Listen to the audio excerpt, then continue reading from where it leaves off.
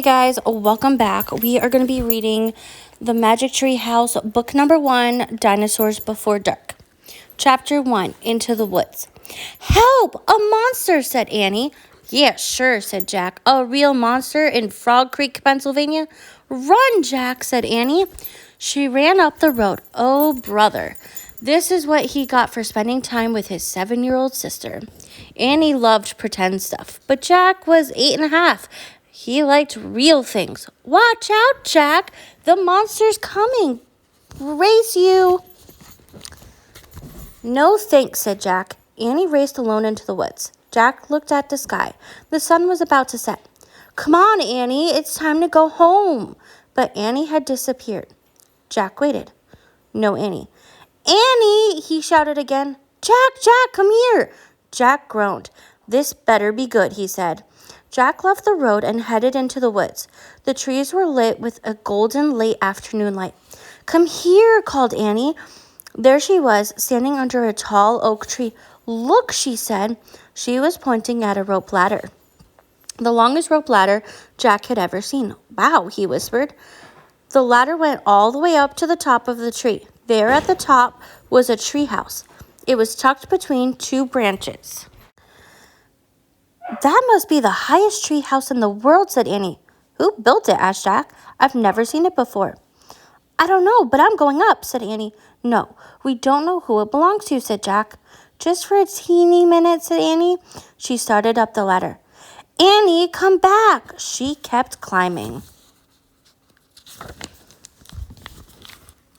Jack sighed. Annie, it's almost dark. We have to go home. Annie disappeared inside the treehouse. Annie! Jack waited a minute. He was about to call again when Annie poked her head out of the treehouse window. Books, she shouted. What? It's filled with books. Oh, man. Jack loved books. He pushed his glasses into place. He gripped the sides of the rope ladder, and up he went. Chapter 2, The Monster. Jack crawled through a hole in the treehouse floor. Wow, the treehouse was filled with books. Books everywhere. Very old books with dusty covers. New books with shiny bright covers. Look, you can see far, far away, said Annie. She was peering out the treehouse window. Jack looked out the window with her. Down below were the tops of the trees. In the distance, he saw Frog Creek Library, the elementary school, the park. Annie pointed in the other direction. That's our house, she said. Sure enough, there was their white wooden house with a green porch. Next door was their neighbor's black dog, Henry. He looked very tiny.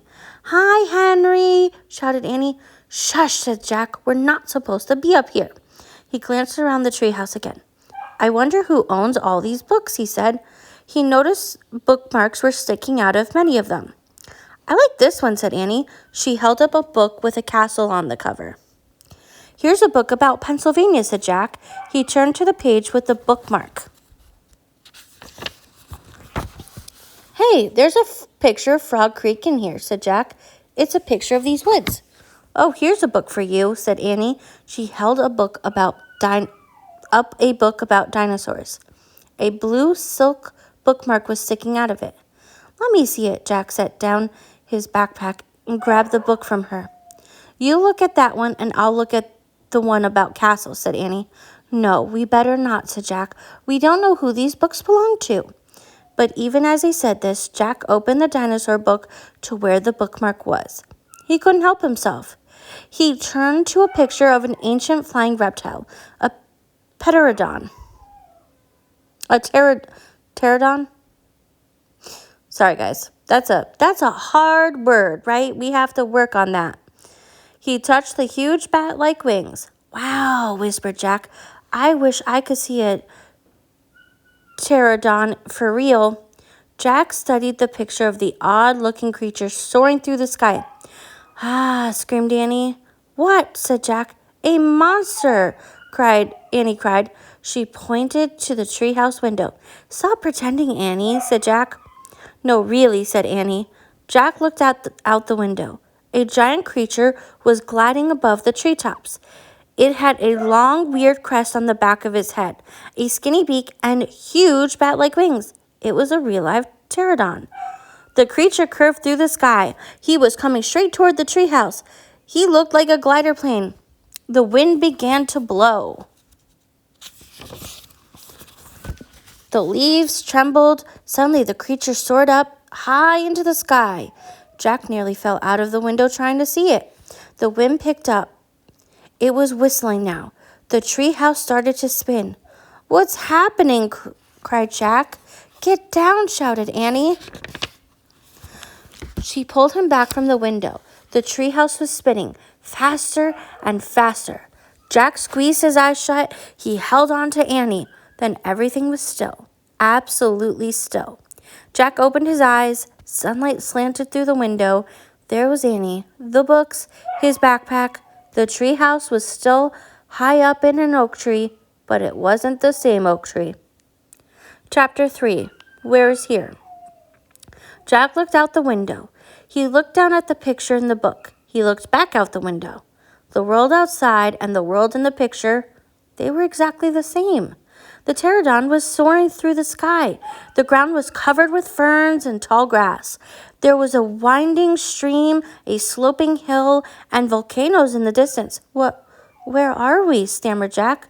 The pterodon glided down to the base of their tree. The creature coasted to a stop and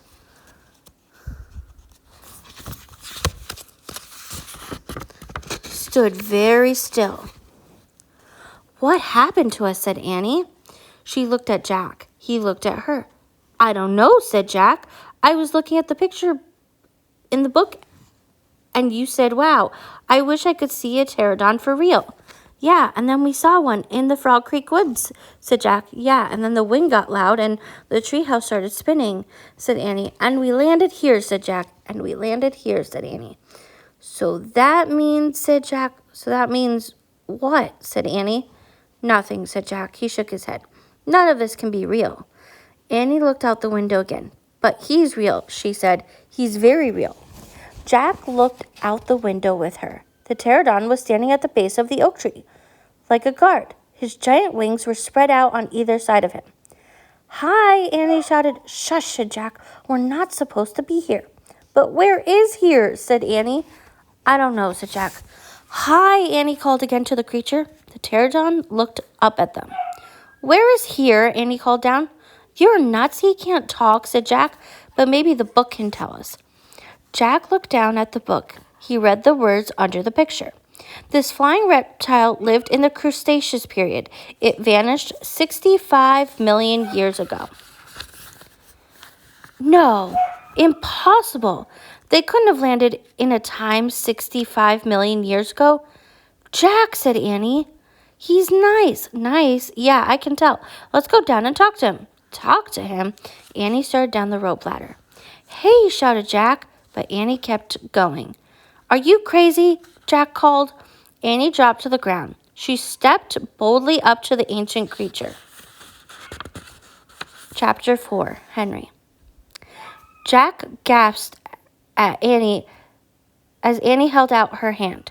Oh, brother, she was always trying to make friends with animals, but this was going too far. "Don't get too close to him, Annie," Jack shouted, but Annie touched the pterodon's crest. She stroked his neck. She was talking to him. What in the world was she saying? Jack took a deep breath. Okay, he would go down too. It would be good to examine the creature. Take notes, like a scientist. Jack started down the rope ladder.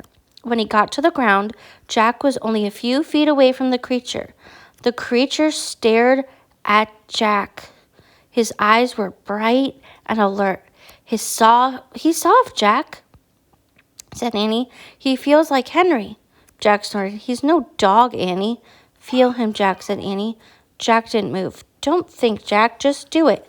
Jack stepped forward. He put out his arm very cautiously. He brushed his hand down the creature's neck. Interesting. A thin layer of fuzz covered the pterodon's skin. "Soft, huh?" said Annie. Jack reached into his backpack and pulled out a pencil and a notebook. He wrote, "Fuzzy skin." What are you doing? Asked Annie. Taking notes, said Jack. We're probably the first people in the whole world to ever see a real live pterodon.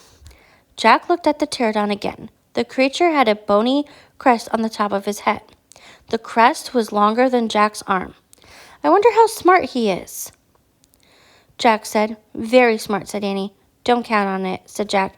His brain's probably no bigger than a bean. No, he's very smart. I can feel it, said Annie. I'm going to call him Henry. Jack wrote in his small notebook, small brain. Question mark? Jack looked at the creature again. Maybe he's a mutant, he said. The creature tilted his head. Annie laughed. He's no mutant, Jack. Well, what's he doing here then? And where is this place? Said Jack. Annie leaned close to the pterodon. Do you know where we are, Henry? She asked softly. The creature fixed his eyes on Annie. His long jaws were opening and closing like a giant pair of scissors. Are you trying to talk to me, Henry? Asked Annie. Forget it, Annie. Jack wrote in his notebook. Mouth like scissors? Question mark. Did we come to a time long ago, Henry? Asked Annie. Is this place from long ago? Suddenly, she gasped. Jack? He looked up. Annie was pointing toward the hill. On top stood a huge dinosaur. Chapter 5. Gold in the Grass. Go, go, said Jack. He threw his notebook into his pack. He pushed Annie toward the rope ladder. Bye, Henry, she said. Go, said Jack. He gave Annie a big push. Quit it, she said, but she started up the ladder. Jack scrambled after her. They turned into the treehouse. They were panting as they looked out the window at the dinosaur. He was standing on the hilltop, eating flowers off a tree. Oh, man, whispered Jack. We are in a long time ago. This dinosaur looked like a huge rhinoceros. Only he had 3 horns instead of 2, of 1. 2 long ones above his eyes and 1 on his nose. He had a big shield-like thing behind his head. Triceratops, said Jack. Does he eat people? Whispered Annie. I'll look it up. Jack grabbed the dinosaur book. He flipped through the pages. There, he said. He pointed to a picture of a Triceratops. He read in the caption. The Triceratops lived in the late Cretaceous period. This plant-eating dinosaur weighed over 12,000 pounds. Jack slammed the book shut. Just plants, no meat. Let's go see him, said Annie. Are you nuts, said Jack. Don't you want to take notes about him? Asked Annie.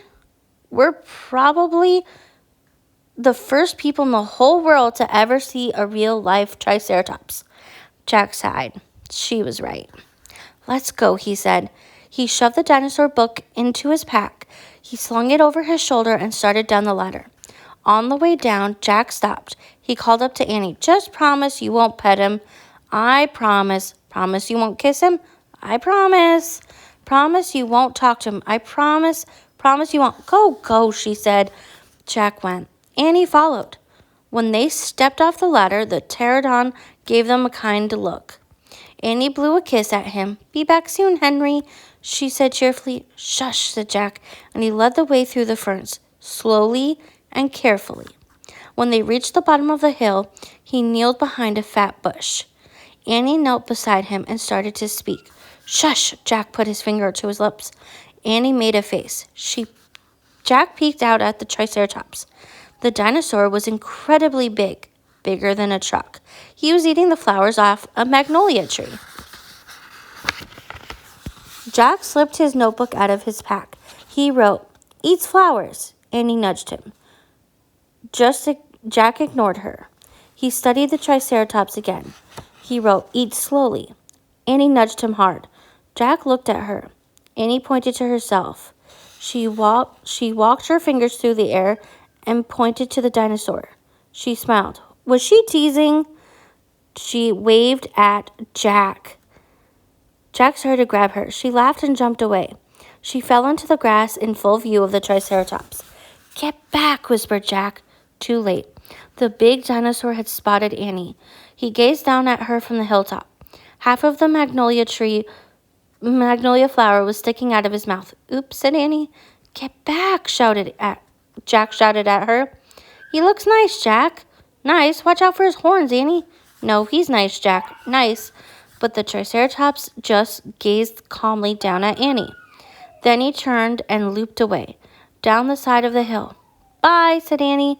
She turned back to Jack. See? Jack grunted, but he wrote in his notebook, nice. Come on, let's go look around some more, said Annie. As Jack started after Annie, he saw something glittering in the tall glass. He reached out and picked it up. A medallion. A gold medallion. A letter was engraved on the medallion. A fancy M. Oh man, someone came here before us, Jack said softly. Chapter 6. Dinosaur Valley. Annie, look at this, Jack called. Look what I found. Annie had gone up to the hilltop. She was busy picking a flower from the magnolia tree. Annie, look, a medallion. But Annie wasn't paying attention to Jack. She was staring at something on the other side of the hill. Oh, wow, she said. Annie, clutching her magnolia flower, she took off down the hill. Annie, come back, Jack shouted. But Annie had disappeared. I'm going to kill her, Jack muttered. He stuffed the gold medallion into his jeans pocket. Then he heard Annie shriek, Annie! Jack heard another sound as well, a deep bellowing sound, like a tuba. Jack, come here, Annie called. Annie! Jack grabbed his backpack and raced up the hill. Then he got to the top. He gasped. Below was filled with nests, big nests made out of mud, and the nests were filled with tiny dinosaurs. Annie was crouching next to one of the nests, and standing over her was a gigantic duck-billed dinosaur. Don't panic, don't move, said Jack. He stepped slowly down the hill toward Annie. The huge dinosaur was towering above Annie, waving her arms, making her tuba sound. Jack stopped. He didn't want to get too close. He knelt on the ground. Okay, move toward me slowly, he said. Annie started to stand up. Don't stand, crawl, said Jack. Clutching her flower, Annie crawled toward Jack. The duck-billed dinosaur followed her. Still bellowing, Annie froze. Keep going, Jack said softly. Annie started crawling again. Jack inched farther down the hill until he was just an arm's distance from Annie. He reached out and grabbed her hand. He pulled Annie toward him. Stay down, he said. He crouched next to her. Bow your head. Pretend to chew. Chew? Yes, I read that's what you do if a mean dog comes at you. She's no dog, Jack, said Annie. Just chew, said Jack. Jack and Annie both bowed their heads and pretended to chew. Soon the dinosaur grew quiet. Jack raised his head. I don't think she's mad anymore, he said. Thanks, Jack, for saving me, said Annie. You have to use your brain, said Jack. You can't just go running to a nest of babies. There's always a mother nearby. Annie stood up. Annie, too late. Annie held out her magnolia flower to the dinosaur. I'm sorry I made you worry about your babies, she said. The dinosaur moved closer to Annie. She grabbed the flower from her. She reached for another one. No more, said Annie. The dinosaur let out a sad tuba sound. But there are more flowers up there, Annie said. She pointed to the top of the hill. I'll get you some more. Annie hurried up the hill. The dinosaur waddled after her. Jack quickly examined the babies. Some were crawling out of their nests. Where are their mothers? Jack took out the dinosaur book. He flipped through the pages. He found a picture of some duck-billed dinosaurs. He read the caption. The Antosauruses lived in colonies. While a few mothers babysat the nests, others hunted for food. So there must be more mothers close by. Hey, Jack, Annie called. Jack looked up. Annie was at the top of the hill feeding magnolia flowers to the giant Antosaurus. She's nice too, Jack, Annie said, but suddenly the Antosaurus made her terrible tuba sound. Annie crouched down and started to chew. The dinosaur barged down the hill. She seemed afraid of something. Jack put the book down on top of his pack. He hurried to Annie. I wonder why she ran away, said Annie. We were starting to be friends. Jack looked around. What he saw in the distance made him throw up. An enormous, ugly monster was coming across the plain. He was walking on two big legs and swinging a long, thick tail and dangling two tiny arms. He had a huge head, and his jaws were wide open. Even from far away, Jack could see his long, gleaming teeth. Tyrannosaurus Rex, whispered Jack. Chapter 7. Ready, set, go. Run, Annie, run, cried Jack. To the treehouse. They dashed down the hill together, through the tall grass, through the ferns, past the pterodon, and right to the rope ladder. They scrambled up. Seconds later, they tumbled into the treehouse. Annie leaped to the window. He's going away, she said, panting. Jack pushed his glasses into place. He looked through the window with her. The Tyrannosaurus Rex was wandering off. But then the monster stopped and turned around. Duck, said Jack. The two of them hunched down. After a long moment, they raised their heads. They peeked out again. Coast clear, said Jack. Yay, whispered Annie. We have to get out of here, said Jack. You made a wish before, said Annie. I wish we could go back to Frog Creek, said Jack. Nothing happened. Wait, you were looking at a picture in the dinosaur book, remember? The dinosaur book, Jack groaned. Oh, no. I left the book and my pack on the hill. I have to go back. Oh, forget it, said Annie. I can't, said Jack. The book doesn't belong to us. Plus my notebook's in my pack with all my notes.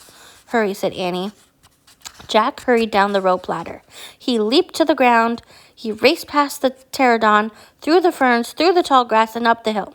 He looked down. There was his pack lying on the ground. On top of it was the dinosaur book. But now the valley below was filled with antosauruses, all standing guard around the nest. Where had they been? Did fear of the Tyrannosaurus send them home? Jack took a deep breath. Ready, set, go. He charged down the hill. He leaped to his backpack. He scooped it up. He grabbed the dinosaur book. A terrible tube of sound. Another. All the antosauruses were bellowing at him. Jack took off. He raced up the hilltop. He started down the hill. He stopped. The Tyrannosaurus Rex was back, and he was standing between Jack and the treehouse. Chapter 8. A Giant Shadow. Jack jumped behind the magnolia tree. His heart was beating so fast he could hardly think. He peeked out at the giant monster. The horrible creature was opening and closing his huge jaws. His teeth were as big as steak knives. Don't panic. Think. Jack peered down at the valley. Good. The duck-billed dinosaurs were sticking close to their nests. Jack looked back at the Tyrannosaurus. Good. The monster still didn't seem to know where he was. Don't panic. Think. Maybe there's information in the book. Jack opened the dinosaur book. He found Tyrannosaurus Rex. He read, Tyrannosaurus Rex was the largest meat-eating land animal of all time. If it were alive today, it would eat a human in one bite. Great. The book was no help at all. Okay, he couldn't hide on the other side of the hill. The antosauruses might stampede. Okay, he couldn't run to the treehouse. The Tyrannosaurus might run faster. Okay, maybe he should just wait. Wait for the monster to leave. Jack peeked around the tree. The Tyrannosaurus had wandered closer to the hill. Something caught Jack's eye. Annie was coming down the rope ladder. Was she nuts? What was she doing? Jack watched Annie hop off the ladder. She went straight to the pterodon. She was talking to him. She was flapping her arms, and she pointed at Jack, at the sky, at the treehouse. She was nuts. Go back up the tree, Jack whispered. Go. Suddenly, Jack heard a roar. The Tyrannosaurus Rex was looking in his direction. Jack hit the ground. The Tyrannosaurus Rex was coming toward the hill. Jack felt the ground shaking. Should he run, crawl back into the dinosaur valley, climb the magnolia tree? Just then, a giant shadow covered Jack. He looked up. The pterodon was gliding overhead. The giant creature sailed down toward the top of the hill. He was coming straight for Jack. Chapter 9. The Amazing Ride. The pterodon coasted down to the ground. He stared at Jack with his bright, alert eyes. But what was Jack supposed to do? Climb on? But I'm too heavy, thought Jack. Don't think, just do it. Jack looked at the Tyrannosaurus. He was starting up the hill. His giant teeth were flashing in the sunlight. Okay, don't think, just do it. Jack put his book in his back. Then he eased down onto the pterodon's back. He held on tightly. The creature moved forward. He spread out his wings and lifted off the ground. They teetered this way, then that. Jack nearly fell off. The pterodon steadied himself, then rose into the sky. Jack looked down. The Tyrannosaurus was chomping the air and staring up at him. The pterodon glided away. He sailed over the hilltop. He circled over the valley, over all the nests with the babies, over all the giant duck-billed dinosaurs. Then the pterodon soared out over the plain, over the triceratops who were grazing in the high grass. It was amazing. It was a miracle. Jack felt like a bird, as light as a feather. The wind was rushing through his hair. The air smelled sweet and fresh. He whooped, he laughed. Jack couldn't believe it. He was riding on the back of an ancient flying reptile. The pterodon sailed over the stream, over the ferns and bushes. Then he carried Jack down to the base of the oak tree. When they came to a stalk, Jack slid off the creature's back and landed on the ground. Then the pterodon took off again and glided into the sky. "Bye, Henry," whispered Jack. "Are you okay?" Annie shouted. From the treehouse, Jack pushed his glasses into place. He kept staring up at the pterodon. "Jack, are you okay?" Annie called. Jack looked up at Annie. He smiled. "Thanks for saving my life," he said. "That was really fun." "Climb up," said Annie. Jack tried to stand. His legs were wobbly. He felt a bit dizzy. "Hurry," shouted Annie. "He's coming." Jack looked around. The Tyrannosaurus was heading straight toward him. Jack bolted to the ladder. He grabbed the sides and started up. "Hurry, hurry," screamed Annie. Jack scrambled into the treehouse. "He's coming toward the tree," Annie cried. Suddenly something slammed into the oak tree. The treehouse shook like a leaf. Jack and Annie tumbled into the books. "Make a wish," cried Annie. "We need the book, the one with the picture of Frog Creek," said Jack. "Where is it?" He pushed some books aside. He had to find the book about Pennsylvania. There it was. He grabbed it and tore through it, looking for the photograph of the Frog Creek woods. He found it. Jack pointed to the picture. "I wish we could go home," he shouted. The wind began to moan, softly at first. "Hurry," Jack yelled. The wind picked up. It was whistling now. The treehouse started to spin. It spun faster and faster. Jack closed his eyes. He held on tightly to Annie. Then everything was still. Absolutely still. Chapter 10. Home Before Dark. A bird began to sing. Jack opened his eyes. He was still pointing at the picture of the Frog Creek woods. He peeked out the treehouse window. Outside, he saw the exact same view. "We're home," whispered Annie. The woods were lit with a golden late afternoon light. The sun was about to set. No time had passed since they'd left. "Jack, Annie," a voice called from the distance. "That's Mom," said Annie, pointing. Jack saw their mother far away. She was standing in front of their house. She looked very tiny. "Annie! Jack!" she called. Annie stuck her head out the window and shouted, "Coming!" Jack still felt dazed. He just stared at Annie. "What happened to us?" he said. "We took a trip in a magic treehouse," said Annie simply. "But it's the same time as when we left," said Jack. Annie shrugged. "And how did it take us so far away?" said Jack, "and so long ago?" "You just looked at a book and you said we wish we could go there. And the magic house took us there."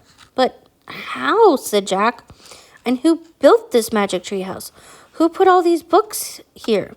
"A magic person, I guess," said Annie. "A magic person.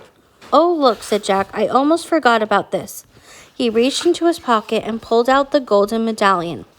"Someone lost this back there, in Dinosaur Land. Look, there's a letter M on it." Annie's eyes got round. "You think M stands for magic person?" she said. "I don't know," said Jack. "I just know someone went to that place before us." "Jack, Annie," came the distant cry again. Annie poked her head out the window. "Coming!" she shouted. Jack put the gold medallion back in his pocket. He pulled the dinosaur book out of his pack and put it with all the other books. Then he and Annie took one last look around the treehouse. "Goodbye, house," whispered Annie. Jack slung his backpack over his shoulder. He pointed at the ladder. Annie started down. Jack followed. Seconds later, they hopped onto the ground and started walking out of the woods. "No one's going to believe our story," said Jack. "So let's not tell anyone," said Annie. "Dad won't believe it," said Jack. "He'll say it was a dream," said Annie. "Mom won't believe it," said Jack. "She'll say it was pretend." "My teacher won't believe it," said Jack. "She'll say you're nuts," said Annie. "We better not tell anyone," said Jack. "I already said that," said Annie. Jack sighed. "I think I'm starting to not believe it myself," he said. They left the woods, started up the road toward their house. As they walked past all the houses on their street, the trip to dinosaur time did seem more and more like a dream. Only this world and this time seemed real. Jack reached into his pocket. He clasped the gold medallion. He felt the engraving of the letter M. It made Jack's fingers tingle. Jack laughed. Suddenly, he felt very happy. He couldn't explain what had happened today, but he knew for sure that their trip in the magic tree house had been real. Absolutely real. "Tomorrow," Jack said softly, "we'll go back to the woods." "Of course," said Annie. "And we'll climb up to the treehouse," said Jack. "Of course," said Annie. "And we'll see what happens next," said Jack. "Of course," said Annie. "Race you!" And they took off together, running for home. That is the end of our book, and I will see you guys tomorrow for another read-along.